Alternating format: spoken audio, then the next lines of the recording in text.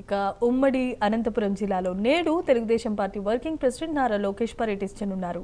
మధ్యాహ్నం 3:45 పుట్టపర్తి విమానాశ్రయాన్ని చేరుకుని అక్కడ కార్యకర్తలతో సమావేశమవుతారు. ఆ తర్వాత 5:15 బత్తలపల్లిలో ఆర్టీడీ హాస్పిటల్కు చేరుకుని అక్కడ ఆర్టీడీ అందిస్తున్న సేవల గురించి అడిగి తెలుసుకుంటారు.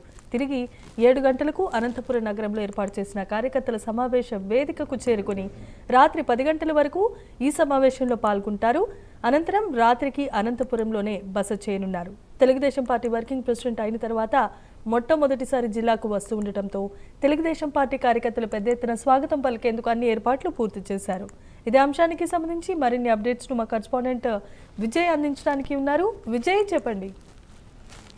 ఈ రోజు Telugu Desam party working president Nara Lokesh ఉమ్మడి అనంతపురం జిల్లాలో పర్యటించనున్నారు. అయితే నారా లోకేష్ పర్యటన ఈసారి కొంచెం ప్రత్యేకంగా సంతరించుకుంది. ఎందుకంటే వర్కింగ్ ప్రెసిడెంట్ అయిన తర్వాత మొట్టమొదటిసారిగా జిల్లాకు రానుండడంతో ఇక్కడ తెలుగుదేశం పార్టీ అభిమానులు, నాయకులు పెద్ద ఎత్తున ఇక్కడ లోకేష్ బాబుకు స్వాగతం పలకడానికి అయితే ఏర్పాట్లన్నీ పూర్తి సిద్ధం చేశారు. అయితే ముఖ్యంగా చూసుకుంటే గతంలో ఆర్డీటీ అనేది rural development trust FCRAని పునరుద్ధరించడంలో Lokesh Babu కీలక పాత్ర వహించాడు. అయితే ఆర్డీటీ అనంతపురం జిల్లా వరప్రసాద్గా ప్రసిద్ధిగాంచిన ఆర్డీటీ సేవలు కేంద్ర ప్రభుత్వం నిలిపేయడంతో వాటిని FCRA పూర్తి బాధ్యత తీసుకొని లోకేష్ పూర్తిగా వాటిపైన దృష్టి సారించి FCRA పునరుద్ధరించడంలో కీలక పాత్ర వహించాడు. అయితే ఆర్డీటీ సంస్థ సైతం ఈ రోజు లోకేష్ బాబుకి, అయితే ఆర్డీటీ నుంచి ఎవరైతే లబ్ధి పొందుతుంటారో ఆ లబ్ధిదారులందరూ మొత్తం లోకేష్ బాబుకి ఘన స్వాగతం పలకడానికి సిద్ధం చేశారు. అయితే మొత్తం ఇక్కడ ప్రత్యేక విమానంలో పుట్టపర్తి విమానాశ్రయానికి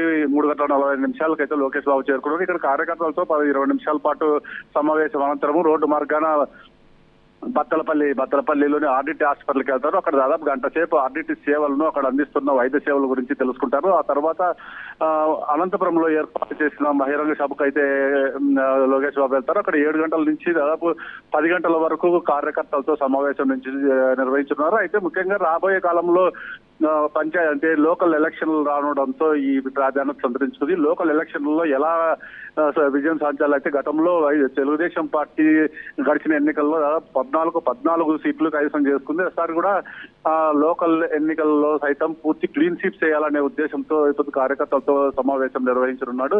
ఈ కార్యకర్త అనంతరం లోకేష్ బాబు రాత్రికి అక్కడే బస్ చేయనున్నారు. జనీమా, right, thanks for the updates Vijay.